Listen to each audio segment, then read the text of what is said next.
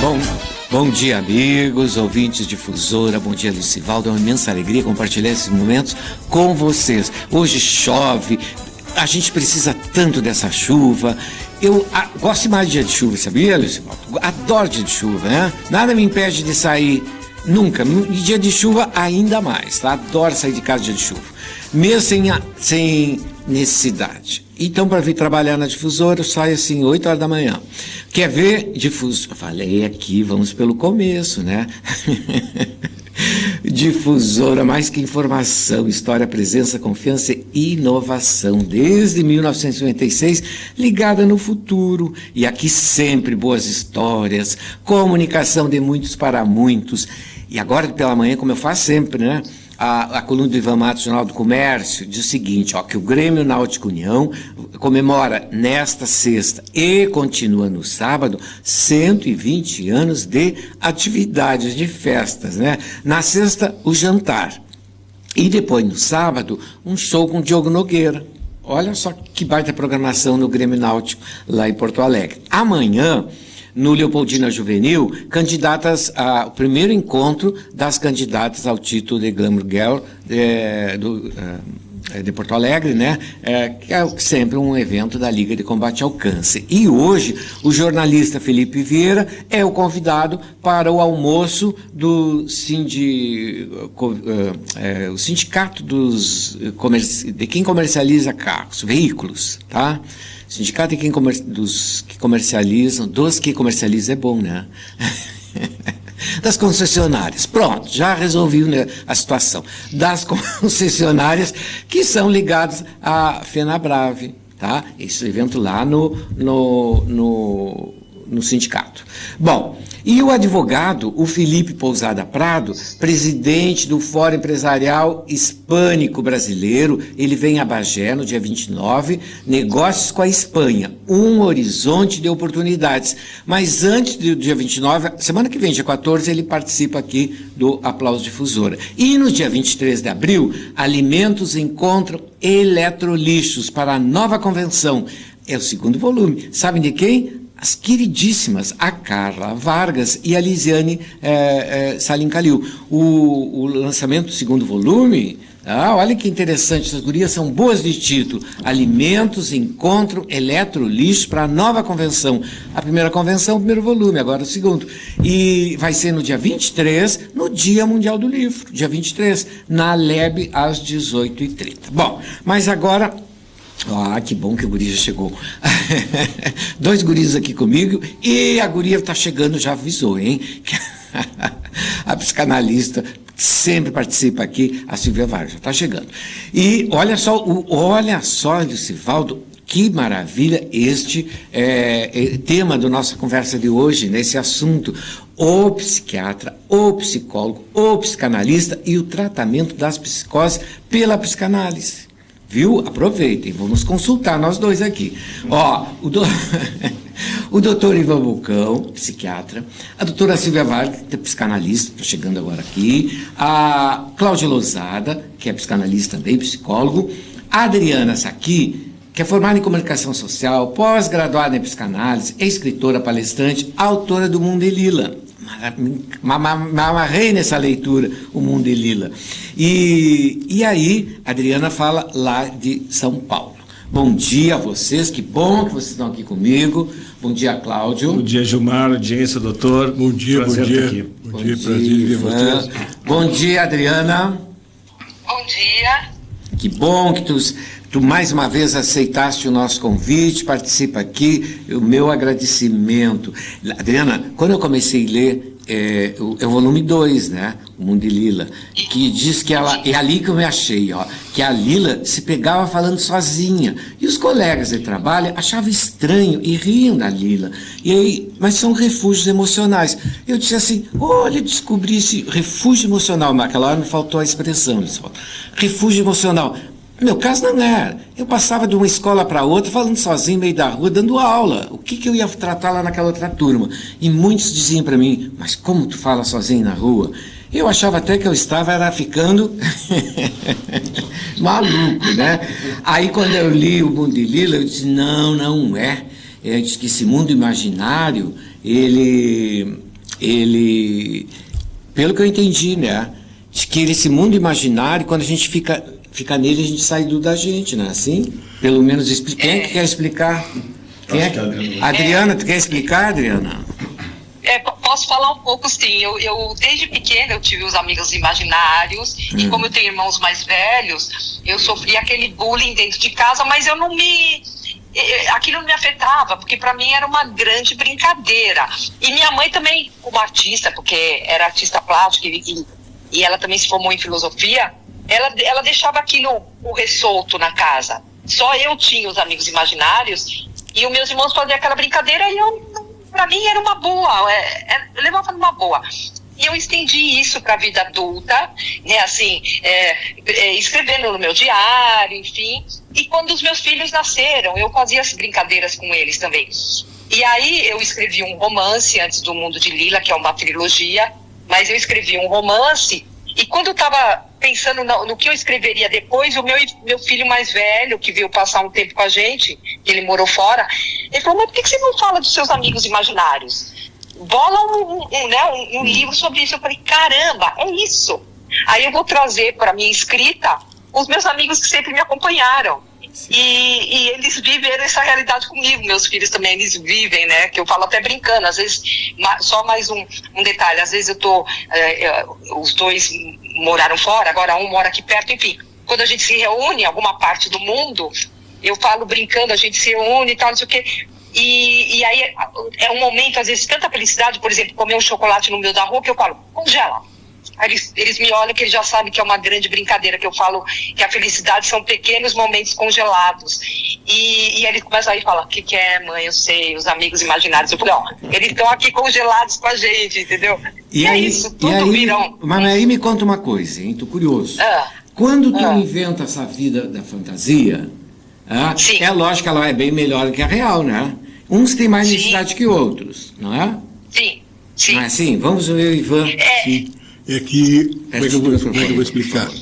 Quando a pessoa, toda fantasia tem um fundo de verdade. É uma maneira da pessoa poder lidar com as suas angústias, suas aflições, né? Então, todos nós temos períodos de fantasia. Eu, quando escrevo, também entro no mundo da fantasia. Todo escritor que faz isso, né? Mesmo que não fique só nele. Então, é interessante que a gente também tenha seus momentos de fantasia, mas é interessante que também entre os períodos de realidade. E qual é o limite? Não é perigoso passar desse limite? Tem o limite é como diz o Freud, tudo que tem uma maneira de repetir as coisas. Quando é muita repetição, aí entra em perigo, né? Porque hoje já tudo associam sempre com Alzheimer, com não sei o quê, diz que o começo é assim, e a gente já tem até medo, até de fantasiar. Vamos ouvir, Cláudio, por favor, Cláudio. Bom, eu acho que bom dia para todo mundo, para a audiência aí, prazer estar aqui como sempre. Mas eu acho que a gente primeiro tem que deixar claro, né, que essa fantasia que a gente recorre em vários momentos da vida, especialmente na infância, né, ela não é psicose, né, ela não é um adoecimento de qualquer espécie, é um recurso até saudável, né. A criança saudável, ela brinca e fantasia. Isso é até interessante que a gente fale para os pais, né, nesse mundo que a gente está tão invadido pelas telas, que os pais lembrem que as crianças têm que brincar, têm que fantasiar. Essa criança saudável, a que faz história de mocinho bandido, a que faz história da princesa, do príncipe que vem salvar. Todo esse mundo fantástico é muito importante, muito saudável para a gente, né, para as crianças e para a gente. Como o doutor falou, quando isso começa a fugir um pouco da realidade, a gente pode ter indício de que algo não está bem. Mas isso está longe de ser uma psicose, né? Que vai passar para a esfera da alucinação, de algo mais concreto, né? Algo que parece para aquele sujeito que é concreto. Sai da fantasia. E essa linha tênue, né?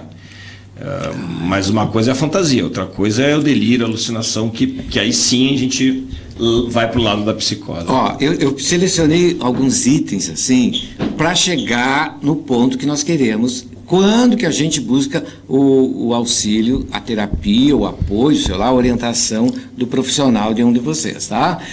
Por exemplo, ontem eu vi o colega de Ivan aqui, o psiquiatra, o Augusto Cury, dizendo o seguinte, não amo o poder, não, que ele tem aqueles livros sensacionais sobre a ansiedade e tal, não amo o poder, não preciso do poder e não busco o poder pelo poder, não se trata de um projeto pessoal, mas de uma jornada 100% baseada em projetos e 0% em ataques pessoais. Ele disse isso num contexto em que ele se filiou agora a um partido político e está candidato a presidente. Bom, aí eu penso, que história quão engraçada quando alguém diz, não amo o poder. Precisa dizer que não é um poder? A gente observa, não precisa dizer. Tá, mas é o poder. O outro, hoje está os 5 tipos de medo, né? Esse filme, que hoje está a pré-estreia hoje em Porto Alegre, lá no Bourbon, que foi o Isidoro Gudiana, eu já aproveito para agradecer que mandou me contar, que chega às telas do cinema depois da manhã, dia 9, mas hoje é a pré-estreia em Porto Alegre. Medo, né? Tipos de medo, eu não sabia que medo tem... Eu sempre pensava que a gente tem medo de alguma coisa, mas tem tipos de medo. Eu não sabia, nunca tinha ouvido falar coisa só de cinema, ou na realidade tem tipos de medo. E aí que eu quero perguntar para vocês. Olha, eu disse que ela chegava e ela se materializou aqui. Bom dia, Silvia, que bom que estás aqui. Tudo bom. Tipos de medo. Aí eu pergunto para vocês, essas questões assim, quando é que a gente passa a pensar, tem uma coisa errada comigo, ou com alguém da minha família, e aí precisa buscar um profissional da área de vocês, tá? Obrigatoriamente deve a orientação, primeiro vai para o psicólogo, depois o psiquiatra, depois o psicanalista. Como é que a gente tem essa orientação aí? Em primeiro lugar, todos os que nos procuram estão sofrendo. Todas as pessoas que passam por sofrimento é aquelas que nos procuram. Quem está bem não procura ninguém da nossa área. Entendeu? Então, depende muito do acesso que ele possa ter às informações sobre os profissionais. Tanto pode consultar um psicólogo, tanto pode consultar um psiquiatra e às vezes um psicanalista, e às vezes não, geralmente um psicanalista. Não tem uma ordem assim que tem que seguir. Não. Hein, Silvia? Oi, bom dia. Oi. Vou chegar falando já, então, colaborando. Muito bem. Bom dia para todos.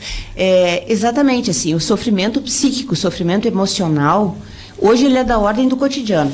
Não tem hoje quem não tenha sofrimento emocional ou psíquico na velocidade do mundo que a gente vive, né?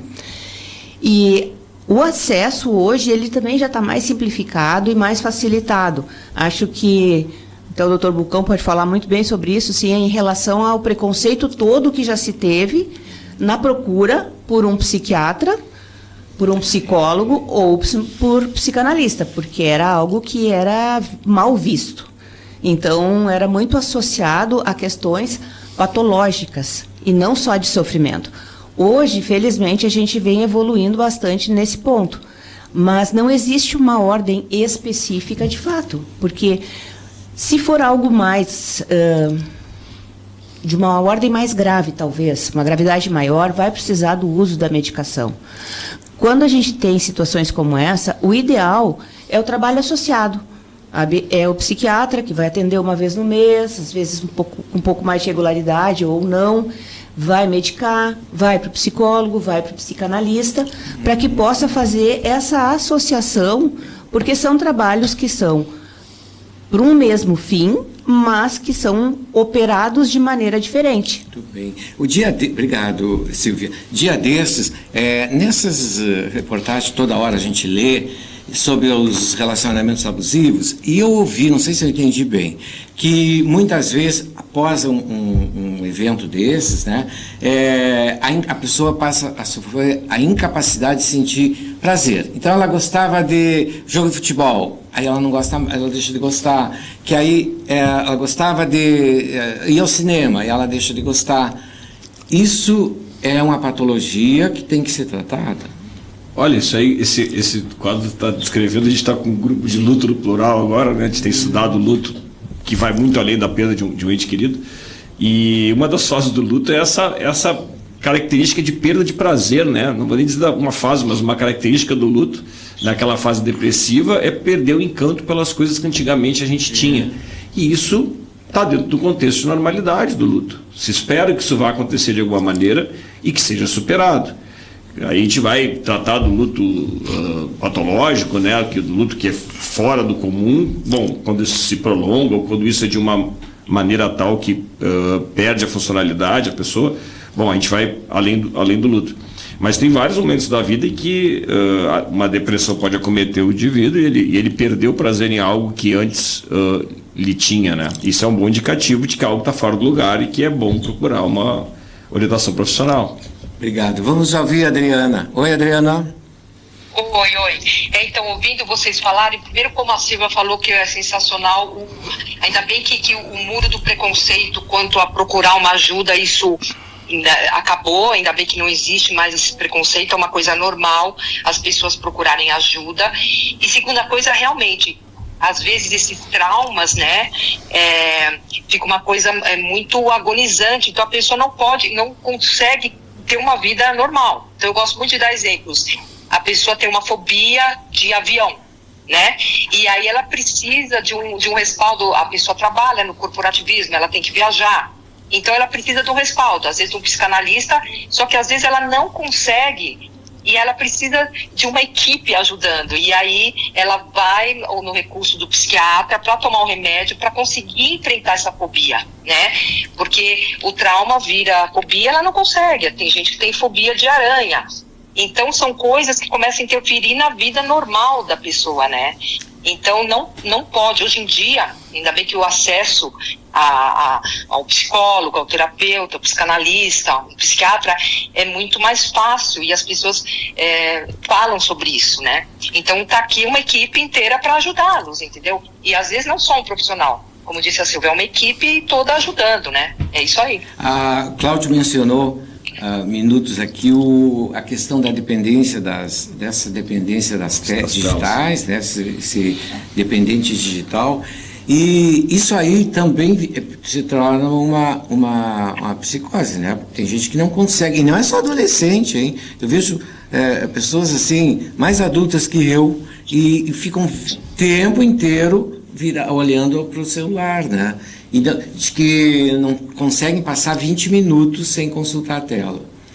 Isso aí, como é que faz para saber que isso aí já passou do normal, hein? Tem um limite? É interessante essa pergunta, sim, e até a colocação, como tu disse, o termo que tu utilizou de psicose.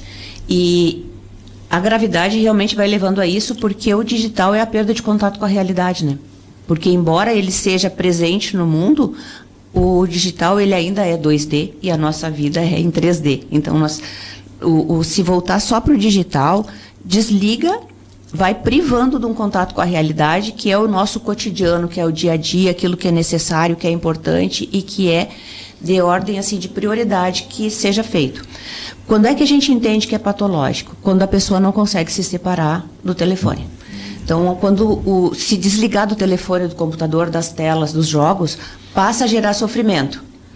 Então, eu não consigo deixar 1 hora longe de mim, crianças em especial, adolescentes, mas muitos adultos também, que precisam, e hoje com o advento do smartphone, que agora também tem WhatsApp e outras comunicações via... Várias ferramentas. Então, tudo que tem no telefone tem no pulso, isso agravou ainda mais, porque aquilo dá uma vibradinha. Então, a pessoa passa o tempo todo percebendo, ele pisca e é uma hiperconexão, e essa hiperconexão digital, ela vai adoecendo as questões de uma forma geral, toda a parte emocional e vincular com a realidade, com a família, com amigos, trabalho, tudo mais o que for. Então, se ficou longe, gerou mal-estar, angústia, sofrimento, é patológico. Muito bem, obrigado, Silvia. Ivan, me diga uma coisa, doutor Ivan. Os relacionamentos abusivos, e dentro deles, nem sei se pode enquadrar isso, a gente observa muitos, quando os pais praticam com os filhos, eu sei de casos, assim, agora recentemente me contaram que o pai está batendo muito no filho porque ele acha que o guri está muito, assim, afeminado, então o gurizinho deve ter 6, 7 anos. O que se faz nisso, hein? Na situação? Nada. De tratamento? Não se tem tratamento para isso. Sim, tem que tratar o pai, né? Não o guri. Sim, às vezes muito mais a família do que a criança, né? Todo excesso tudo que é excesso é patológico. Seja jogo, seja tela, seja carta, seja droga, seja sexo, qualquer alimentação, qualquer coisa que seja excesso é patológico. Agora, a criança apresentar um sintoma, uma maneira de se manifestar, não quer dizer que tem que tratar a criança. Só se aquilo impedir que ela tenha condição, que ela deixe de estudar, por exemplo. Sim. Em escola, só se causar um problema na criança, limitações na criança. Tem que tratar o pai, ou a mãe, quem apresente essa reação. Se, por exemplo, se manifestar alguma particularidade para a homossexualidade, tem que entender que é uma maneira que ele escolheu de vida. Entendeu? Então, qual é o problema disso?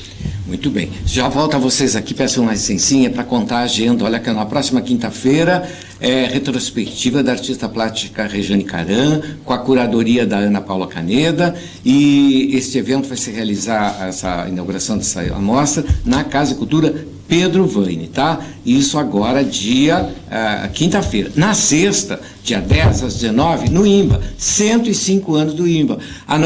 A programação vai iniciar com a nomeação da Sala de Teoria Musical, professora Leci Barberi Rise, seguido do espetáculo Com os Talentos do IMBA, tá? Belíssima essa programação. Falando no IMBA, o doutor Ivan, a gentileza me trazer aqui Retalhos de Bagé, o livro que ele de poesias de Ivan Bucão. E aqui na página 60, o IMBA, Instituto Municipal de Belas Artes, casa feita de acordes, pautas, notas e solfejos, saiotes e sapatilhas, onde a arte não descansa, música e dança todo dia. E por aí segue, tá? Então, o IMBA, 105 anos. Obrigado, Ivan, hein? Vou ler tuas poesias, que são excelentes. Falando na poesia do Ivan, eu lembro as crônicas da filha de Ivan, de Luciana. Luciana, que era da área da moda. Escreve muitíssimo bem. Conta isso para ela, tá? Ela sabe, mas para ela que eu também observo. Gostei demais disso aqui. Primeira vez que eu encontrei alguém na sinaleira da Presidente Vargas, das invernadas artísticas de Bagé. Conheça a nossa invernada, ensaios terça e quinta-feira às 21 horas, a invernada do CTG Prenda Minha. O CTG Prenda Minha, a invernada, vai realizar um evento beneficente no próximo dia 18, pizzas, um rodízio de pizza, lá no Prenda Minha, tá? Por que eu disse que é importante isso? Porque os turistas chegam em Bagé, eu tive essa situação agora no feriado, eles querem onde que eu posso assistir uma dança de CTG. A gente não sabe. Eu não sabia, eu passei na sinaleira e me entregaram isso. Eu acho importantíssimo. E aí fica a sugestão para a secretária secretária de Turismo, tá? A Lisiane Lobato. Tem que fazer esse tipo de atividade, de ação, coisa prática. Nada de fazer simpósio, reunião, simpósio, palestra, que não tem nada de prático, ninguém acredita naquilo, tá? Tem que fazer coisa prática. Eu acho prática ter um roteiro dos CTGs, que o pessoal quer ver dança. Eles querem ver, chegam aqui e querem ver dança. Aí eu aproveito e faço o meu roteiro, já que eu não sei qual é. Calma, vamos lá no Centro de Vídeo, comprar os embutidos, que são maravilhosos. Não tem igual. Fiz linguiça com pão da Continental. Tudo isso eu pago, não é permuta, viu? Estou contando aqui. E aí, vamos na Neis, vamos na Leve, ficamos por aí. Falta é isto aqui. Gostei demais da gurizada, e colaborei, lógico, tá? Lá no Prenda Minha, dia 18, a partir das 16 horas você tira. Depois tem que ver a programação direito, ó. Não é rodízio, você compra as pizzas e colabora com a invernada artística. Mas eu gostei disso, ó. Terças e quintas, às 21, eles ensaiam. Bom, voltando aos nossos amigos, a nossa conversa de hoje, me digam uma coisa. Eu gosto da questão prática. Quando que eu observo que eu estou falando muito sozinho na rua, tá? Agora eu vou falar menos. Aí eu achei... Tá, eu estou falando demais. Todo mundo está me contando isso. Eu estou fora da realidade, estou mais na fantasia. Que é lógico, é muito melhor. O mundo que eu crio não tem os problemas do mundo que eu vivo, né? Eu não vou criar um mundo com problema para mim, onde é que se viu. Aí sim, é direto, interna, não tem tratamento. Aí, quando que eu devo desconfiar que isso está sendo um problema, hein? Que eu tenho que ir lá no Cláudio, aí o Cláudio diz, não é para mim, é para Ivan Bucão. Bom, eu vou dar alguns comentários. Primeiro, eu queria destacar o quanto eu acho bacana a nossa troca nessa área da psicanálise, né, Gilmar? A gente volta e meia está conversando sobre alguns textos. Eu sei da tua curiosidade, eu tenho interesse pela psicanálise. E é uma paixão realmente, quem se dedica, estuda e se envolve com a psicanálise fica cada vez mais envolvido e mais encantado pelas coisas acontecerem, né, no set terapêutico. E aí esse teu tema é muito interessante que tu traz hoje da psicose, né? Porque cada vez mais a gente fala sobre isso, sobre o que na linguagem técnica se resumiu em não neurose. A psicanálise surge lá 130 anos atrás para tratar a neurose, que é o adoecimento psíquico mais comum, que todos nós somos neuróticos, né? Alguns dizem.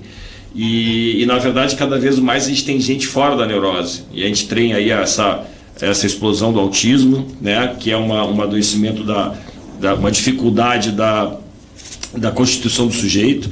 A gente tem os transtornos de personalidade, a gente tem também muito falados atualmente os transtornos borderline, em que o sujeito fica ali transitando entre a neurose e a psicose, por isso, né, na fronteira, né, borderline, fronteira em inglês, entre a neurose e a psicose, e a psicose, que é esse rompimento com a realidade, né?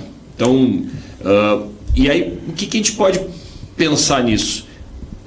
Além da psicose, eu acho que a psicanálise tem um potencial muito interessante para tratar o que não é a neurose, pelo treinamento que o nosso ouvido acaba recebendo de ler atrás do dito, de enxergar além do manifesto. Eu acho que essa capacidade da psicanálise traduzir um sonho, traduzir uma fantasia, traduzir um delírio, uma alucinação, traduzir uma comunicação não clara de uma criança com autismo, toda essa potencialidade da psicanálise enriquece muito essa possibilidade de dar conta de algo para a qual a psicanálise não surgiu no início, né? Então isso é muito interessante e queria deixar esse apontamento aqui. Silvia. E complementando em relação a isso que o Cláudio traz, é importante a gente salientar isso, né? Que cada pessoa é única, cada sujeito é único. Então, o teu falar sozinho, ele está falando de ti. E a gente tem todo um outro lado hoje, que é uma questão de normatizar, colocar todo mundo dentro de algum tipo de diagnóstico. Isso. E aí como se aquilo que vale para um valesse para todos. Então, o que é, quando o Cláudio fala disso, é de pensar a singularidade, né, de cada um. O que esse falar sozinho está falando de ti, sabe? É porque tu está com pouco tempo para interação com outras pessoas, é porque tu está com a cabeça com muitas coisas e tu está falando, até porque o falar nos organiza. É isso que eu falo. A gente falando, nós conseguimos também nos escutar e nos organizar muito melhor, e aí entra a importância da análise pessoal, de buscar por um profissional que auxilie nesse ponto. Então, nem sempre isso será um sintoma. Sabe? Às vezes é só parte do funcionamento cotidiano daquela pessoa. Ela se organiza assim como uma criança se organiza brincando, assim como tem pessoas que se organizam arrumando gaveta, sabe? Tem coisas que elas não são patológicas, elas são só a estrutura de funcionamento. O borderline que Cláudio Lousada mencionou, Ivan, é uma patologia muito recente, pelo menos que se escuta, que se lê, né? E também acho que é muito tênue, as pessoas não entendem a diferença entre como é que se diz? Bipolar. O bipolar e o borderline. E que o borderline surta se for contrariado. É verdade isso? Nem sempre. Se ele estiver medicado, não? Nem sempre. Bom, tu me conhece por psiquiatra, mas na verdade eu estou terminando um curso de especialização em psicanálise. Viu que bem. Eu sempre tive dentro da área da psicanálise e agora estou confirmando isso aí, né? Bueno, mas tudo que é excesso é doente. Pode se transformar numa psicose, como falaram. Só que, segundo tu me disse, tu não passa o dia inteiro falando, né? Não. Então, só por isso eu posso dizer que não é uma pessoa doente. Eu passo o dia inteiro lendo para depois vir conversar com vocês. Então, mas a pessoa que... E vocês sabem que eu leio, hein? Agora, a pessoa que fala sozinha na rua e tem outros comportamentos estranhos, né, como as pessoas que a gente vê na rua, às vezes falando sozinha, pegando um pedaço de cigarro, e não sei o quê, são pessoas que se soltaram no mundo, são pessoas que têm dificuldade de enfrentar a realidade. Então, essas aí são doentes, essas aí precisariam ser colocadas dentro de uma realidade melhor. Né? Quanto a O que é o borderline que as pessoas borderline é uma enfermidade que a pessoa transita entre a neurose e a psicose. O psicótico sofre por neurótico, aliás, desculpe, sofre por reminiscências. O histérico e todos os outros sofrem por recalque. Recalcaram algumas coisas que estão lá dentro incomodando e ficam tentando sair, produzindo sintoma. Né? O borderline sofre de privação. Uma pessoa que teve muitas privações, foi muito judiado, foi abandonado, teve uma série de processos na infância não compreendido. Isso aí causou, então, essa dificuldade dele se situar na borda. Onde é que, se eu passo da borda ou não passo da borda? Tem gente que passa da borda, por exemplo, que aí é o perverso. Né? O borderline não passa da borda, ele fica entre os dois, tentando se equilibrar dentro daquilo. E diz que ele precisa muito da aprovação do outro, né? Que ele se esforça para agradar, para ser agradável, porque ele precisa de ser aprovado pelo outro, não é assim? Foi o que eu entendo, já me disseram. Estou errado? Olha, não, é que ele é muito dependente, né? Uma pessoa que não é dependente porque não sabe o lugar dele no mundo. Então ele precisa da opinião dos outros às vezes. Muitas vezes, geralmente, né? Tudo bem, viu? Que bacana. Nada substitui conhecimento. O que é bom no Rádio por Aí é melhor aqui por isso. Eu acho que ajuda de falar de neurose e psicose, né? Para entender o border. O neurótico é o que tem, como o doutor falou, né? Falando de outra maneira, para ajudar a entender, é o paciente do conflito. Então ele tem conflito entre o desejo e o que é reprimido, né? Então eu desejo algo, mas a sociedade, ou a norma, ou o que quer que seja, me impede de ter isso, e eu sofro porque eu fico dialogando entre essas instâncias, né? A gente vai falar de id, ego, superego, que ficam conflitando entre si para obter o que se deseja e não se pode ter. Isso seria um resumo da neurose. O que não é neurose é um paciente que não está bem estruturado psiquicamente por alguma razão. Houve algo na construção do sujeito em que a estrutura interna dele ficou atrapalhada, não ficou consolidada, né? E no psicótico, esse paciente vai romper com a realidade. Ele vai ter momentos em que ele alucina, em que ele tem delírio, em que ele fica violento, em que ele perde o controle emocional, ele tem um rompimento de algum tipo com a realidade. O borderline, ele funciona neurótico e tem momentos em que ele vai ter essa crise psicótica de destruir o carro do namorado, de botar fogo na casa, de ficar muito intenso. Claro, cada sujeito vai ter sua singularidade, como a Silvia falou, nem todo borderline vai chegar a uma atitude extrema dessa, mas esse exemplo mais contundente, mais, digamos, extremo, mostra essa oscilação, né, da neurose, que é muito nossa, de todos nós, até algo que puxa, como é que a pessoa faz algo tão intenso, Sim. Eu acho que isso situa a gente nesse entendimento do que é o transtorno borderline. Olha só, vamos ouvir a Adriana. Adriana, que tal em o terceiro volume do Mundo, O Mundo de Lila? A Lila interagindo hoje, a partir desse aplauso aqui em Bagé, na difusora, a Lila sendo tratada, ou como é que é, observada, analisada por esse trio aqui, hein? No terceiro volume do Mundo de Lila. É sensacional. É porque, como eles estavam falando, a psicanálise é interessante porque as pessoas são individuais, é a subjetividade mesmo, né? E realmente, o interessante é a gente não colocar todo mundo numa caixinha, né? Porque hoje em dia as pessoas estão se escondendo muito atrás de síndromes, né? Então, tem o desenvolvimento da criança, e aí, hoje em dia, tudo, né? Temos um problema e é uma síndrome, eu tenho que ir atrás disso, e às vezes nem é, né? A criança está se formando, ela está vivendo, está tendo aqueles relacionamentos, a convivência, e ela ainda não está conseguindo, né? O comportamento dela, ela está criando ainda. E normalmente o pai já vem com aquela coisa, não, ela deve ter uma síndrome, ela deve ter alguma coisa e tal. Muitas vezes tem hoje em dia, mas muitas vezes também não tem, né? E então o interessante da psicanálise é isso, é a subjetividade e a gente não enquadrar todo mundo nas mesmas caixinhas, né? Isso é muito importante hoje em dia. Dia desses eu li, Adriana, que de 5, que uma pesquisa foi, saiu na imprensa, sim, que uma pesquisa observa crianças de 5 a 9 anos, a incidência de crianças de 5 a 9 anos nos consultórios de profissionais da área de vocês. E sabe uma coisa que eu escuto muito, né, assim, no setting, é a pessoa já chega, ela mesma já enquadra a família dela. Olha, minha mãe é narcisista. Hoje em dia, eu não sei se vocês perceberam, todo mundo fala que todo mundo é narcisista. Mas... E aí eu falo, não, peraí. É engraçado porque as pessoas, o paciente já vem com o diagnóstico da família inteira. Mas ele consulta com o Google, menino. Ele consulta com o Google. E agora não tem também, fazer a psicanálise através do aplicativo? Da IA, menino. Isso pode dar certo, me conta? Não, já temos... Isso é absurdo. E até como o Cláudio falou, né? Porque uma crise de borderline é uma crise violenta.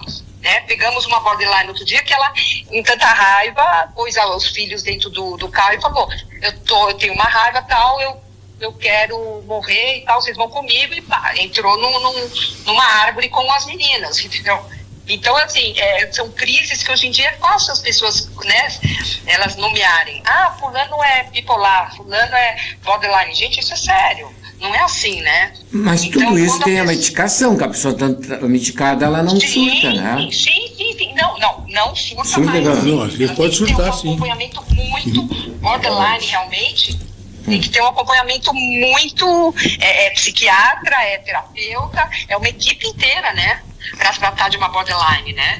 Então, normalmente, a maioria, inclusive, é mulher, assim, pelas estatísticas. Mas hoje em dia eu acho difícil isso, essa pulverização, então todo mundo tem uma síndrome e tal. É difícil. Hoje em dia. Nas tuas palestras, muito... Adriana, quais são as perguntas? Tem perguntas assim que tu já sabe que são as mais recorrentes que te fazem?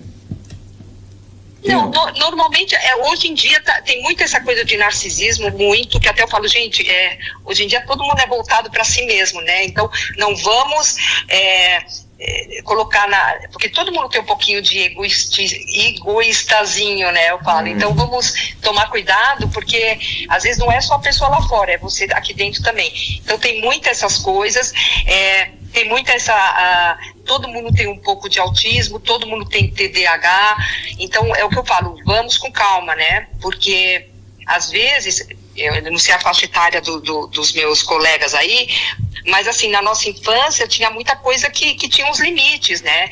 E é o que eu falo, esse tratamento familiar hoje em dia é indispensável, porque está faltando limites, né? A gente voltando aí para nomofobia, essa coisa do celular, tudo, e às vezes é o tratamento familiar que vai tirar essa criança, ou mesmo os pais, do contato com as mídias digitais, né?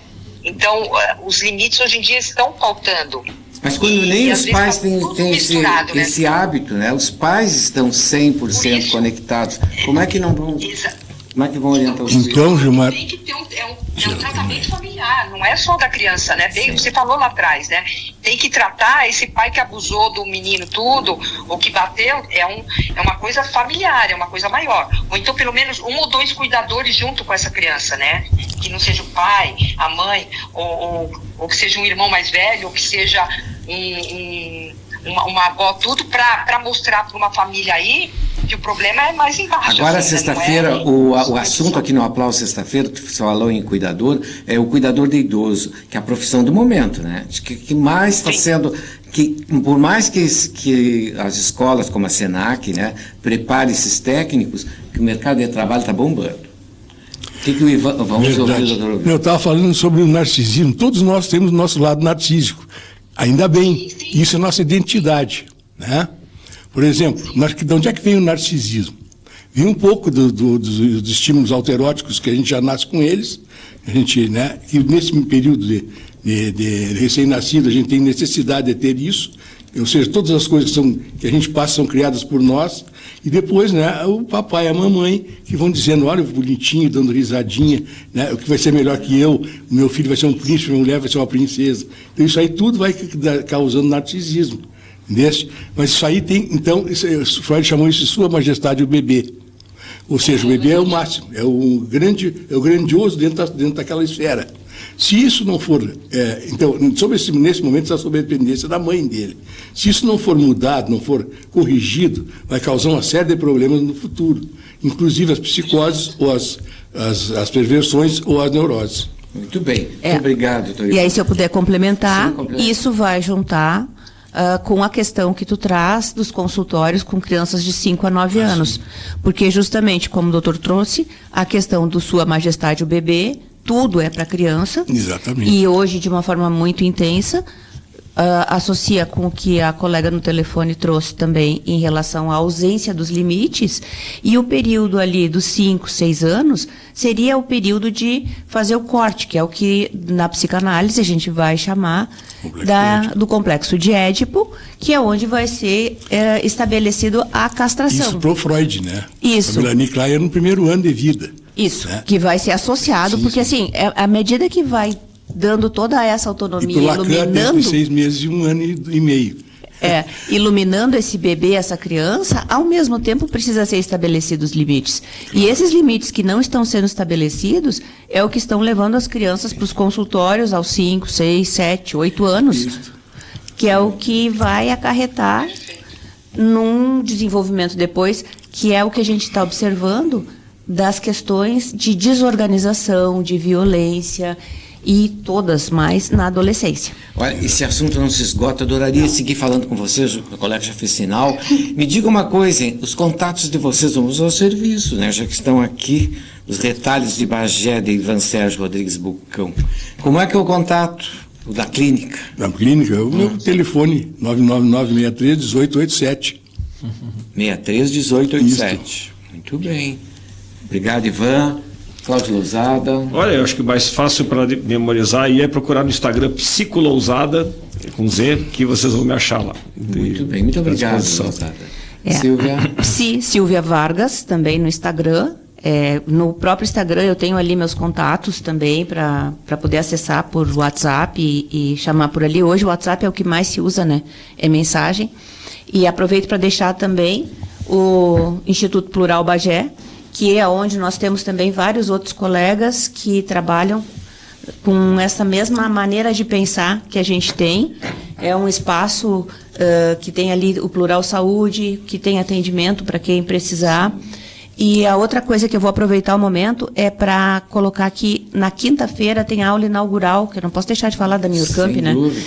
Na quinta-feira nós temos a aula inaugural do curso de psicologia. Então, nós estamos já no 36º ano do curso. É um curso muito tradicional na cidade, formando profissionais de excelência, que a gente tem eles espalhados aí pelo Brasil e até fora dele. Agora, há poucos dias, uma colega que está na Alemanha, desenvolvendo atividade de psicólogo, muito bem lá, trouxe alguns assuntos. E na quinta-feira, a aula inaugural será com a psiquiatra, a doutora Betina Suinhema Teve, que ela está em Porto Alegre, trabalha em Porto Alegre, tem vindo uma vez ao mês atender em Bagé. E ela gentilmente concordou em ser a nossa convidada da aula inaugural desse ano. Muito bem, muito obrigado, Silvia. Obrigado, Adriana, sempre tão gentil, aceita nosso convite e participa aqui do Aplauso Difusor. Muito, muito obrigado a ti, viu? Obrigada a vocês. Tá aí. Assim, então, encerramos o Aplausos hoje. Cuidador de idoso, hein? O assunto aqui na sexta-feira, não perca. Um abraço e até lá.